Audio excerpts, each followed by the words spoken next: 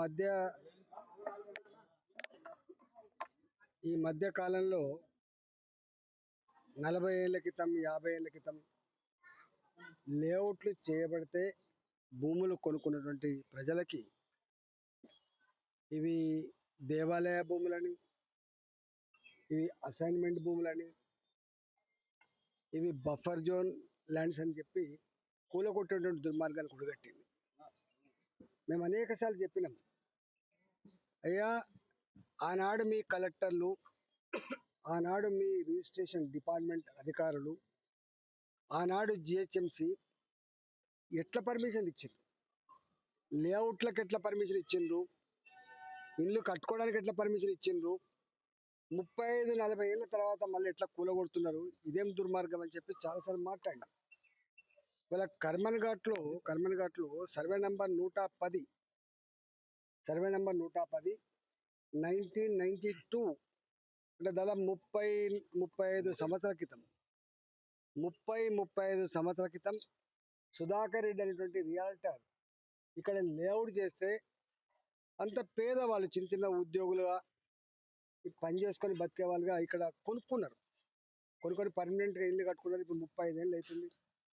35 ఏళ్ళ తర్వాత ఇవాళ ఇది దేవాలయ పొలం అని చెప్పి వస్తున్నారు. నేను ఒకటే అంటున్నా, దేవాలయ పొలం అయితే ఆనాడు నీ కమిషనర్ గారు ఏం చేసిండు? దేవాలయ పొలమే అయితే ఆనాడు ఇది కలెక్టర్ అంటోడు ఏం చేసిండు? దేవాలయ పొలమే అయితే ఎందుకు ఇలా రోడ్లు వేసిండ్రు, నల్ల కనెక్షన్ ఇచ్చిండ్రు, ఇవన్నీ చేసిండ్రు? అయినా అసలు నీ పోలీసులు, నీ గవర్నమెంటు ప్రజల మీద యుద్ధం చేయాలనుకున్నాయా? ఇవాళ అర్ధరాత్రి పూట 300 పోలీసులను పెట్టి ఈ 20 కుటుంబాల మీద నీ ప్రతాపం చూపిస్తున్నావు అంటే నువ్వు ఎంత బలహీనంగా ఉన్నావో, ఎంత దుర్మార్గంగా ఉన్నావో, ఎంత మూర్ఖంగా ఉన్నావో దాన్ని బట్టి మీకు అర్థం కావాలి. వాళ్ళు కూర్చుంటే, మీ పోలీసులు కూర్చుంటే ఇది ఖాళీ చేయమని చెప్తే కోర్టుకు పోతారు.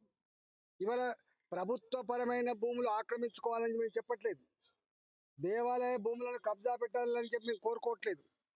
కానీ ఇవన్నీ ఇవాళ కబ్జా పెట్టలే కాదు, ఇవాళ కట్టుకునే కాదు, ఎన్నడో 35 ఏళ్ల క్రితం కట్టుకున్నటువంటి ఇల్లు ఇవాళ అన్ని లోన్లు తీసుకొని కట్టుకుంటారు. వాళ్ళ ఆశల సౌధం ఇవాళ ప్రతి కుటుంబానికి నాకు సొంత ఇంటి కళ ఉండాలని చెప్పి వాళ్ళు తపన పడేటువంటి వాళ్ళు. ఇవాళ ఇక్కడ కార్పొరేటర్గా ఉన్నటువంటి మధుకర్ రెడ్డి వాళ్ళ సతీమణి గారు ఇక్కడ వాళ్ళకు గింతెందుకు దౌర్జన్యం చేస్తున్నారు మీరంటే, గల్లా పట్టి లోపలేసి దౌర్జన్యం చేసి ఇవాళ చిన్న పిల్లలు మహిళలను కూడా చూడకుండా నువ్వు ఎవరి మీద యుద్ధం చేస్తున్నావు? వీళ్ళని బయట దేశస్తులా, వీళ్ళని దొంగల, వీళ్ళని అక్రమంగా ఆక్రమించుకొని కట్టుకున్న వాళ్ళ? ఇవన్నీ కూడా అసలు ఎవడైతే లేఅవుట్ చేసిండ్రో, ఆ లేఅవుట్కి ఎవరిని పర్మిషన్ ఇచ్చిండ్రో, ఆనాడు ఇవన్నీ కూడా పర్మిషన్ ఇస్తాడు చూసిండ్రో వాళ్ళని అరెస్ట్ చేయి, వాళ్ళకు పనిష్మెంట్. ఈ సామాన్య ప్రజానికో నేను కొట్టలేరు వాళ్ళు, తిట్టలేనటువంటి బలహీనులు వాళ్ళు, ప్రజలు.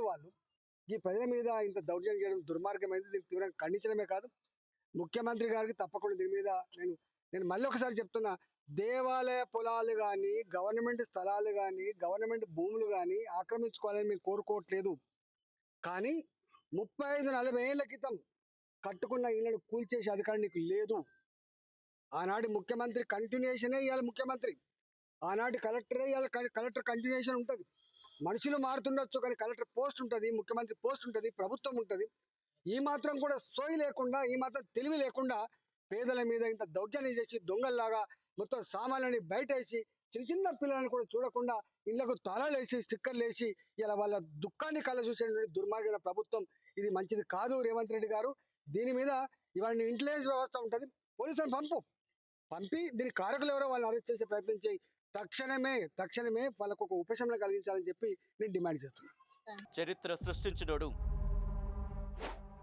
ఇప్పుడు ఆ చరిత్రని తిరగరాయబోతున్నాడు. అబద్ధాల గోడల్ని బద్దలు కొట్టి నిజాలను రాగా మీ ముందుంచబోతున్నాడు.